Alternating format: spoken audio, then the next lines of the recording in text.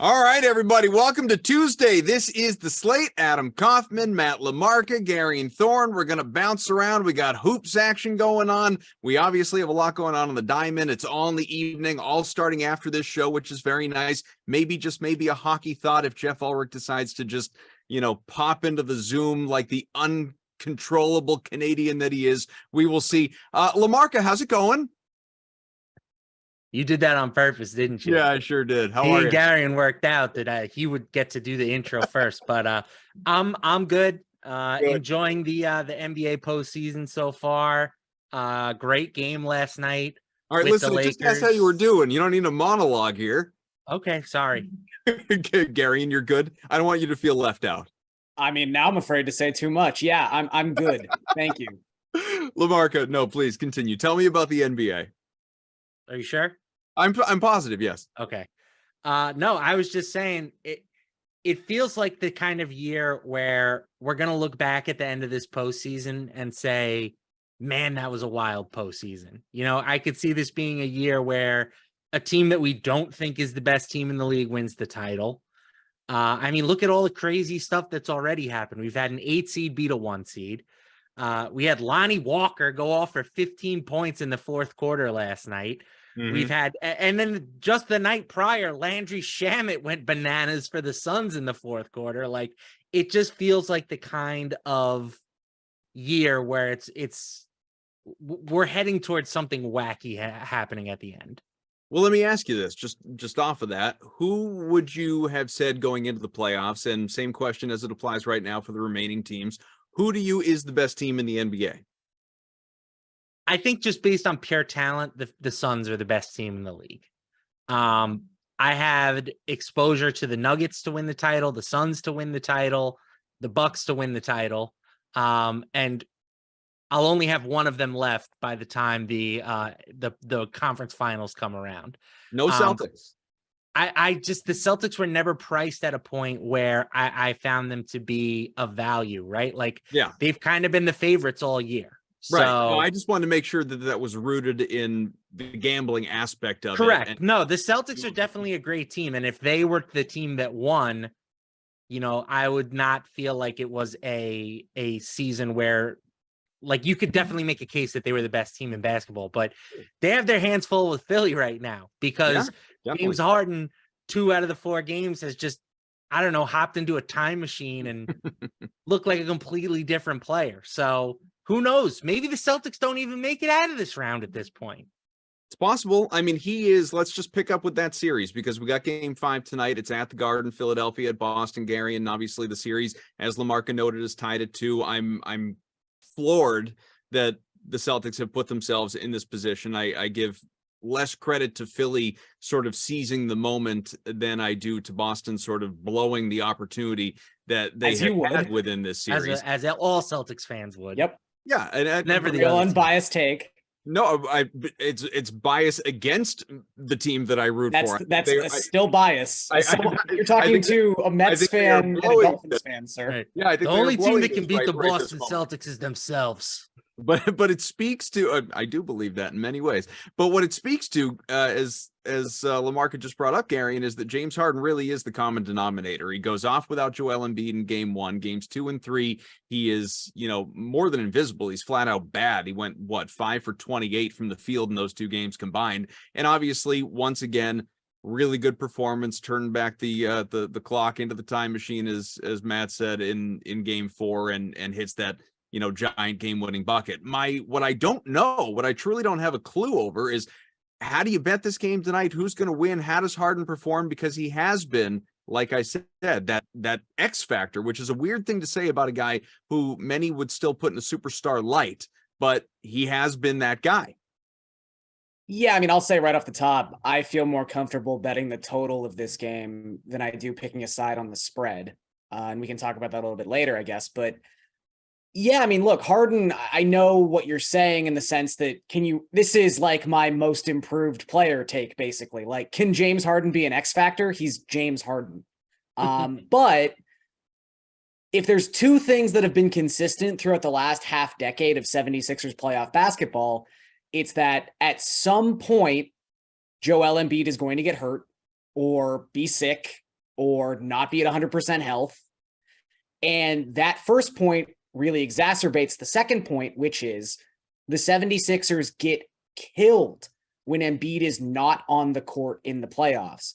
Famously, the Kawhi Leonard shot 2009 semifinals, where Joel Embiid only off the court for, I believe, 4 minutes in that game 7, and the 76ers are outscored by 13 points in those 4 minutes. Like, the reason Harden was brought in, the reason they gave up the amount of assets they gave up to bring in someone with a questionable playoff history, someone with questionable work ethic and motivation, particularly on the defensive side of the court, was you wanted this system where when Joel Embiid was sitting, someone was actually out there capable of leading the offense and keeping Philadelphia's head above water. And we've seen throughout the first 2 games, when Harden's able to do that, when they're able to have 48 minutes of actual competitive offensive basketball, they're a really good team. I mean, Philadelphia is fantastic. I think they kind of got lost in the shuffle for most of the year in the Eastern Conference just because, I mean, the Embiid MVP chase was kind of the story with Philadelphia,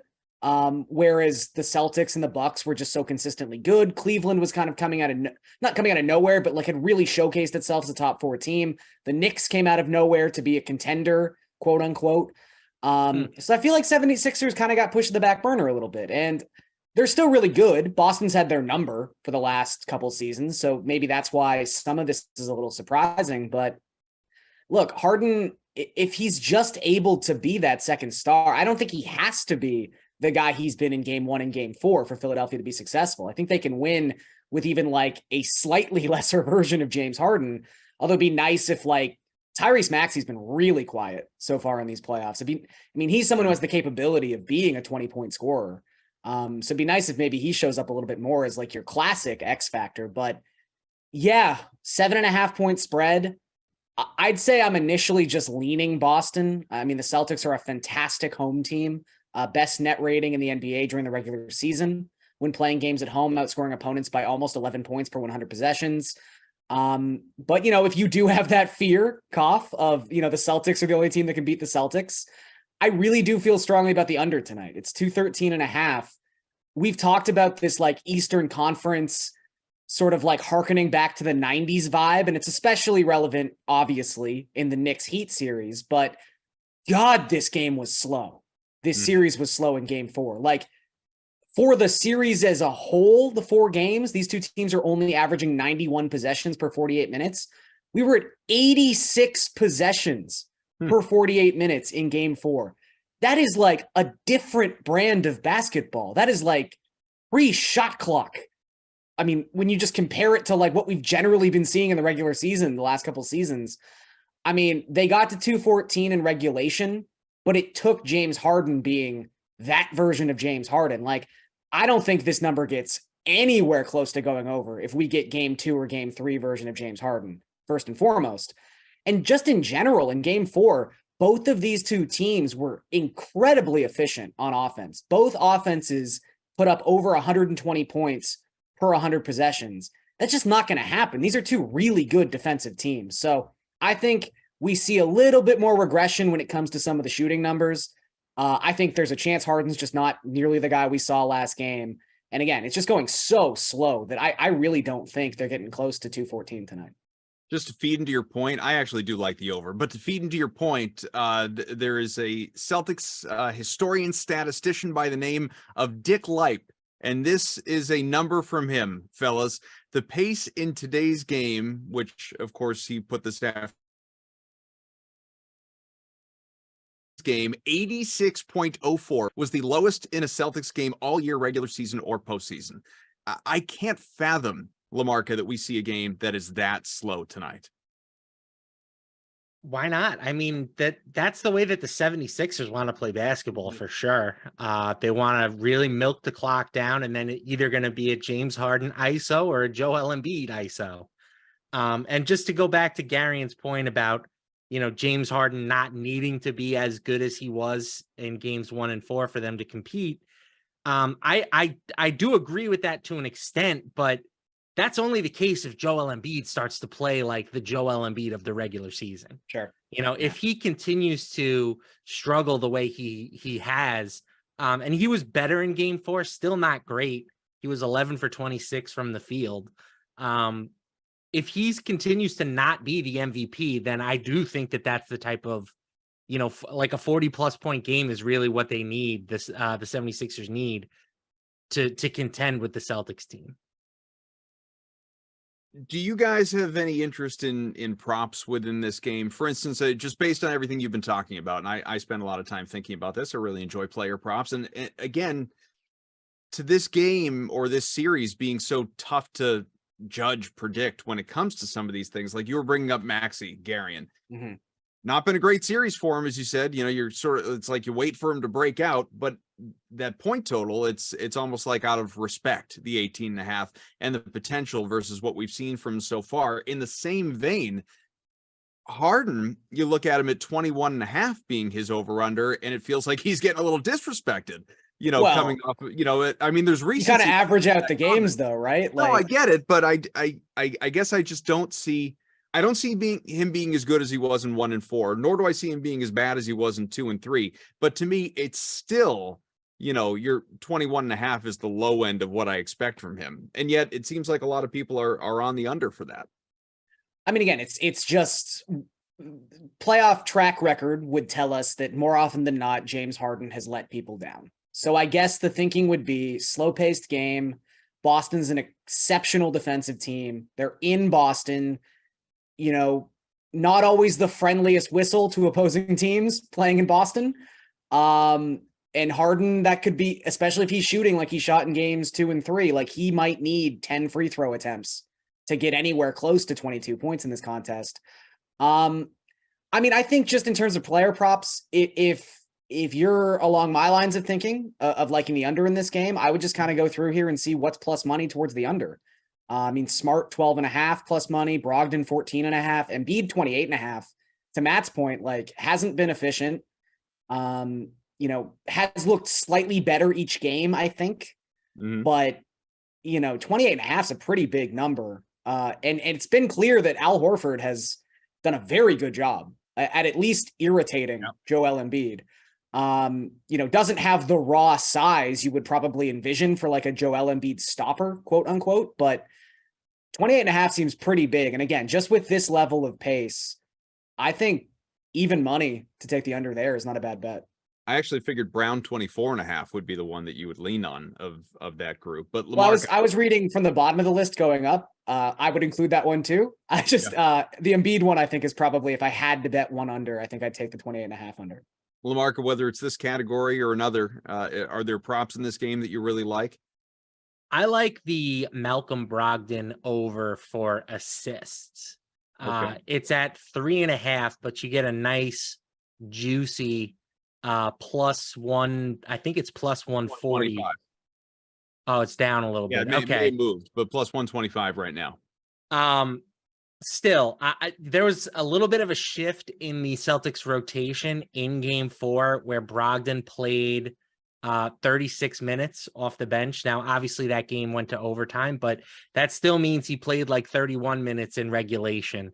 Mm-hmm. He played more minutes than Derek White, who had been, the guy who's handling the bulk of the minutes for most of the season and postseason. So Brogdon has averaged like right around 4 assists during the playoffs, but he's done it in like 26 minutes per game.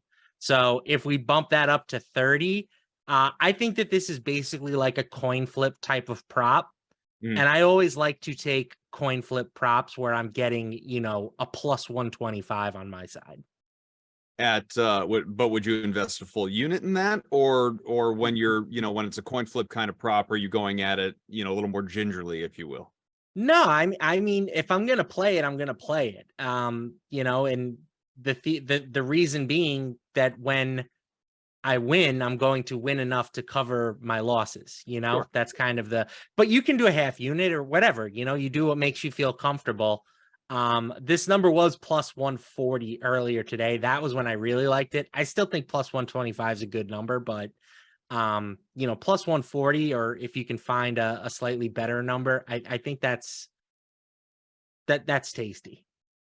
So I think even without bias, I think it's hard to look in the mirror all the time and actually judge that. But I think without bias, I'd be on the Celtics regardless tonight, just in response to what they just did. And the fact that I do believe, and I'm not alone in feeling this way, that they are the better team. Whether I'm confident enough that I would take the points, I'm not entirely sure, but I'll use that to transition to the other game, which is also very compelling, a 2-2 series, Phoenix and Denver. I'm on the home teams tonight, and to the point where I would even, parlay them on the money line. I like both of these teams to win, but Garion, very common play tonight. Very common play is the money line parlay of the two favorites, and I like it, which is scary. Like it just feels too easy. You know what I'm saying, Kaufman? But I expect both home teams to win. Garion?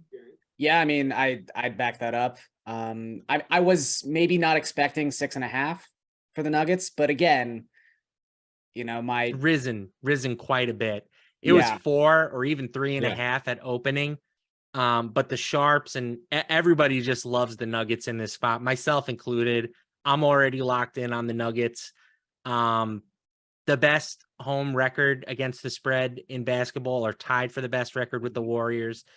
4th best ATS record when coming off of a loss. And I feel like a broken record at this point, but Devin Booker just can't keep doing what he's doing. It's not human. Right. I said that heading into Phoenix, and he took his game to even another level, averaging like 40 plus points, shooting 80% from the field. It's just, it can't happen. He can't keep getting away with it. Well, you said it's like I was talking to Edload last night, and we were talking about these series, and it was fresh off the Heat, winning again against New York to go up 3-1. And he was saying, he's like, Jimmy Butler, he's the best player in the world right now. And I'm like, have you watched Devin Booker? You paying attention to what's going on the other side? Because taking nothing away from Butler, but what Booker is doing, to your point, I'm especially from a betting perspective, I am in disbelief. Anytime that I try and bet one of his overs, even if it hits, I just don't feel good about it. Mm-hmm. I think the difference, because we've talked about this too, I think the difference for me is that Devin Booker is still playing next to one of the greatest offensive players in the history of basketball. Right. A guy in Kevin Durant who has maybe the greatest, most efficient scoring season in the history of the league. And Jimmy Butler is doing it with no one. Right. I mean, Bam's a fine player, but he's not really like a force offensively. You probably would have said Tyler Hero was their second best offensive player, and he's gone, and it hasn't mattered. He's doing it with Gabe Vincent and Max Strus, and it really is ridiculous what Jimmy Butler has done. But Gary, more on this one. We could look at the other series in a moment with those games coming up tomorrow. But with respect to certain players, like obviously LaMarca was talking about Booker, and like this, like he said, you can't keep getting away with this. This has to end at some point. Do you feel that way, or are you expecting yet again tonight what we've seen? Not to mention, we haven't even mentioned him, Jokic on the other side, the absurdity that he is coming off of. Yeah. I mean, God, what a game he had his last time out. And even if you guys remember game 3, like there was a point, I think he left with a minute left in the third quarter. It was a tie game. It was a 1-point game. He sits for 3.5 minutes, comes off the bench, and now the Nuggets are down 10.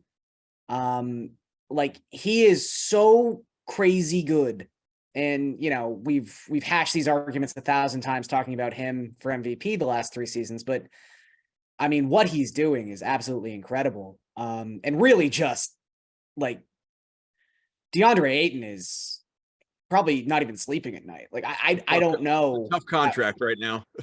Yeah. I mean, the thing with the Nuggets, they're so good at home. We know that. And it's not like a blip on the radar that it just happened this season. It's consistently the last half decade. They are, if not the best, top 3 in net rating at home consistently. Like, their home court advantage is incredibly real. And I think the thing you have to ask yourself about Phoenix, because kind of the Nuggets at home are a known quantity to me. Phoenix, I'm not so worried. Like if I'm betting Denver tonight, it's not necessarily a bet that Devin Booker is going to be less efficient, although I think mathematically he should be. It's near impossible what he's doing. It's more to a point Matt made earlier that Landry Shamit's not going to hit 5 of 8 tonight. Like, you can almost live with Devin Booker and Kevin Durant being the versions of themselves that you would expect. Right now, it's that there's no one else you trust on this Suns roster. I mean, they traded a lot of depth to bring in Kevin Durant, and they tried to patch some things together with like your Terrence Rosses of the world and hoping that someone would be a consistent source of points off the bench. And yes, Shamit has been pretty good at that in the last couple seasons, but yeah, I would say I'm less like, if I'm backing the Suns, I'm less worried about Booker being worse. I'm just worried about like them not getting some random, just weird, high volume 3-point shooting performance from one of these bad tertiary players they have, because they need that to win in Denver. What's lower than tertiary? Can you be quadriary? We should try to make that a thing. Yeah. We will get to baseball. We've got, I don't know, 12, 15 minutes left, but I just want your sort of, as you sit here right now, thoughts on tomorrow night. There'll be plenty of opportunity to weigh in on these games before they actually tip off. But LaMarca, being the New Yorker, I'll start with you. Are the Knicks, I mean, we know they're on the brink of elimination. They're down 3-1 to Miami, but does it actually end in game 5, or do the Knicks put up a fight here? I want to say that the Knicks put up a fight, but I don't know if I believe it. Julius Randle towards the end of that Heat game just looked so checked out.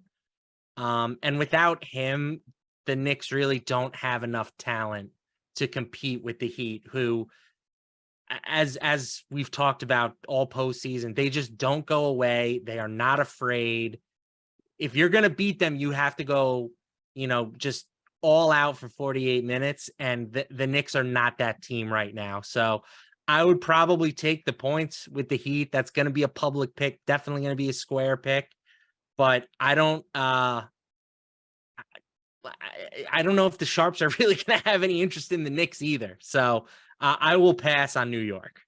In this moment, the Heat at plus 145 on the money line is where the bulk of the handle and bets are going. It basically is 75-25 split, courtesy of our folks, our friends over at VSiN on the DraftKings Sportsbook. Gary, what do you think? Yeah, I mean, tomorrow's games, I'm sort of with Matt on this one. I just think the Heat, I don't know, like, it's such an old-timey sports kind of thought process to have, but it's such like a veteran team, and it feels like you could have killed the Heat. The Heat were 1 game away. They looked absolutely terrible in that first play-in game. And they could have just been finished off by the Bulls. Oh, no, not your team. Your team lost to the Bulls. Yeah, my team lost to a little girl. But you could have, it's like a Michael Myers thing, right? Like, you could have killed them, but you didn't. And now they're just here, and they're undead, and I don't know how they do it. Like, it seems like smoke and mirrors. Because as Matt said, like, aside from Jimmy Butler, like, who can create a bucket for themselves or a teammate on the Heat? Like, a lot of guys can, I guess, but it just like, it's not a list that I thought we would be going through at this point in the season. And Kyle Lowry looks better and he had. Shout out to the Groat, baby, playing possum all year. Exactly. But yeah, I think you just roll with the Heat there, even though it is a pretty public play. I think Lakers-Warriors is obviously just a really interesting game. I didn't look up this stat. I should, because it'd probably be really interesting. But in the current version of the NBA, like, I know a lot of people just think the Warriors are going to roll in game 5 because, like, they're the Warriors, similar concept. Like, you have to make sure they're dead before you actually declare them dead. Yeah. But if I'm the Warriors, I am terrified that the Lakers have won 2 games in this series by making 6 3-pointers. It is 20-23. It's scary. Like, I feel like if you look up the winning percentage of teams that make 6 3-pointers or fewer in an NBA game the last 5 years, you're probably looking at like 20%. Like, you don't win games anymore making 6 3-pointers. And yet they've won already twice doing that against the Warriors, a team that breaks math, et cetera, et cetera, et cetera. Like, I don't know, man. Like, I know there's some buzz out there for like, you push the Warriors to the edge. They're going to take this game. They'll come together. They'll force a game 7. Steph will have 50 again. Like, I don't know, man. I think the Lakers just have this. Well, the thing, Mark, The way that I'm game perplexed. 5 or game 4 ended, I think it's just a bad omen for the Warriors, right? Like they won that game. They pulled away. They were up double digits. And that's not the type of game that the Warriors of the past have Here lost. comes Lonnie Walker. Seriously. It's one of the, if Lonnie Walker is the death of the Warriors dynasty, right? I mean, that would be one of the oddest storylines in the history. I mean, sure, LeBron and Anthony Davis will get the credit, but Lonnie Walker stealing that game, this series should be tied at 2-2. And I don't know if the Warriors took their foot off the gas a little bit and then realized, like, oh crap, we haven't won this game yet. But the way they played down the stretch was horrifying. Steph Curry took like a contested 40-footer. Yeah. Klay Thompson took 2 shots. What are you doing? That's the thing, though. That's the thing that was just perplexing to me, as you know, in watching this game. And go look at the box score after if you want to. But you know, Klay's a no-show. Like, was terrible in the first half. He had 6 points, and I'm thinking, all right, like he has to wake up and erupt and get an opportunity in the second half, and just kept missing. Steph, people, you know, they'll look at the 31 or 32, whatever points he had. He took 30 plus shots. I mean, we're talking about the greatest shooter in the history of the league being so incredibly inefficient. I realize it's a blip. It's a one-off. It's an anomaly. This is not something that's going to happen with any sort of regularity. But for both of those guys to, again, Klay not even show up and Steph just be downright bad. I don't care what the point total was. He took 30 shots. You'd better have 30 points. You better did have like 15 boards and 10 assists. He was pretty good. I just made like, I know what you're saying. You know what I mean? Like they yes, he had the triple double, and he had. I thought the shot selection at the end of the game was questionable. That's what I would say more about Curry than. But don't you feel like it was one of those situations where he was around him and he had no choice? Yeah, he was like backed into that corner. Like Poole was terrible. Klay wasn't. Like, I don't know if Klay can create for himself anymore. Like, he was never a huge ISO guy, but he could. Like, it was early in his career was mostly just like, we'd rather have the ball in Steph's hands or Draymond's hands creating. You're best at spot up shooting. Just do that. But like now, it felt like there were a couple possessions at the end of that game where whether it was just like the initial action got blown up. I know they really liked that like Wiggins screen for Steph to kind of like get Steph on that mismatch. And that was the only thing that worked in the last 2 minutes. But if that got blown up, it was like, okay, Klay's got the ball with 7 seconds, make something happen. Like he can't get past anyone anymore. Yeah. All right, let's in the handful of minutes we've got left, although I'm told no Sims tonight, which sorry folks that we're looking forward to Madden. You will not have it tonight.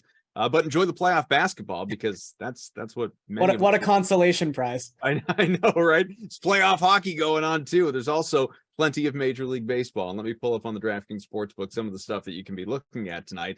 It's a healthy slate of games. I think on a personal level, I find a lot of the strikeout props like scary appealing. Usually and a lot of the time I'm bitten by the hook one way or the other. But I find a lot of these props like, really? Like that seems too good to be true, and we'll find out by the end of the night whether I'm right or wrong about that. And I hope it's a profitable night. But when it comes to these specific matchups, and Gary, and start us off, best bets, what do you have here? What are you drawn to?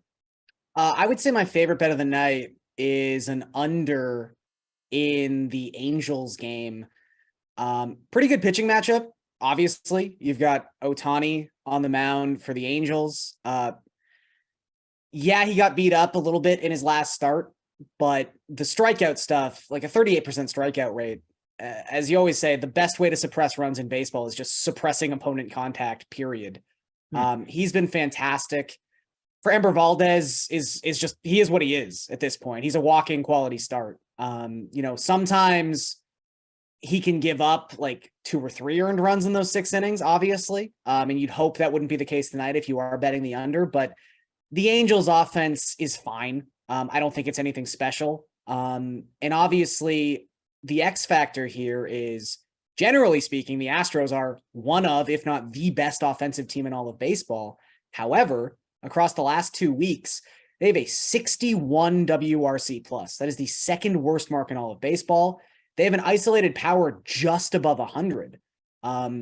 They have so far their acquisition of Jose Abreu has been an absolute just blow up in their face. He has been terrible. He looks cooked.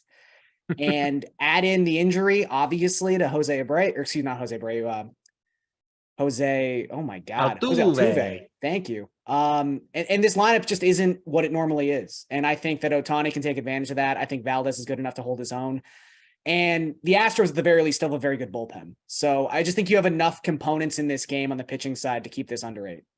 I was surprised actually that, on that game, some of the metrics and projections of whatever that I was looking at, a popular bet tonight, and I didn't play it because I just don't like it, is Shohei's under K prop, under 7.5 it was at plus money, maybe plus 100, plus 110 at the Astros still don't strike out. That is one thing they do continue to do well, is they tend to be in the bottom third of the league in strikeout rate. A lot of their bad bats, quote unquote, like a Mauricio Dubon, just swings so much that he rarely gets to 2 strikes. But Shohei, there are a handful of pitchers where I don't even look at the opposing lineup when factoring in strikeout props. And I think Shohei's kind of earned that reputation at this point. So yeah, if you want to take over 7.5, I think that's perfectly fine. LaMarca? I've been really just very anti-Met. I'm trying not to be biased against my own team. It's very easy to just fall into a pit of Met fan depression, but this team has just really, really struggled over the last 2 weeks. They lost 2 of 3 versus the Nationals at home, 2 of 3 versus the Rockies at home, and they were swept on the road by the Tigers.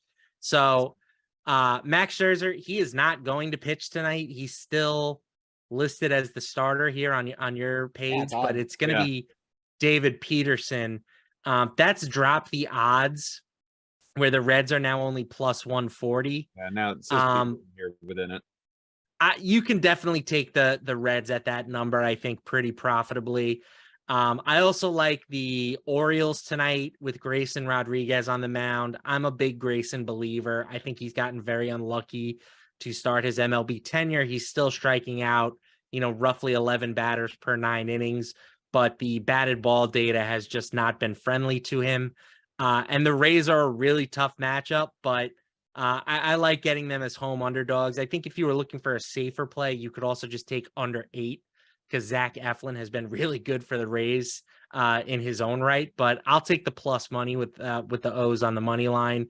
And then at the first game of the night, Tigers Guardians under 7.5. Mm-hmm. These two teams just cannot hit. Yep. Specifically, they cannot hit for power. The Tigers are 26th in WRC plus against right-handers. The Guardians are dead last.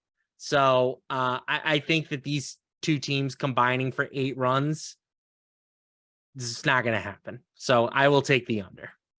Half the bet's on the under, but 71% of the handle is on the under in that game. If you're a over-under guy when it comes to baseball, I will just tell you, if it influences you in any way, over in the Blue Jays Phillies game, over in the Mets Reds game, over in the Red Sox Braves game, also Cardinals Cubs. That is those are some of the more popular plays in terms of where money is changing hands tonight. And I will just say what I always say, I don't even look at who the Red Sox are playing. I don't look at who's pitching.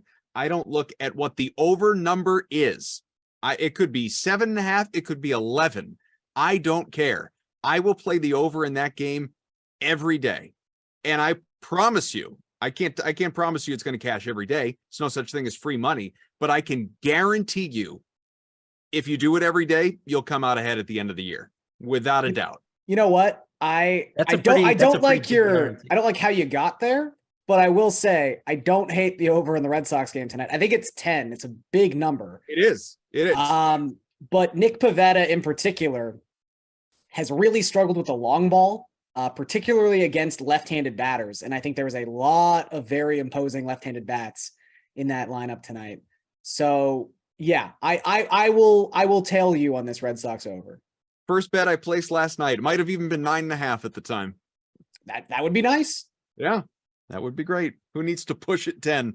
All right, Eamon, our producer, Daniel, our technical director, these two guys who are just so versatile. Hoops, baseball. It's not even football season, but they can do You that want my too. hockey Very take? important. Yeah, you got one? No. All right. Overs. That's the take tonight. Overs in the two hockey games. Carolina and in New Jersey, Dallas in Seattle. Lamar Kagarian, I'm Kaufman. Thanks for being with us. The Sweat comes your way, of course, mornings here on the DK channels, the Slate in the evenings. We hope you stick around for all the great programming in between. We'll see you later.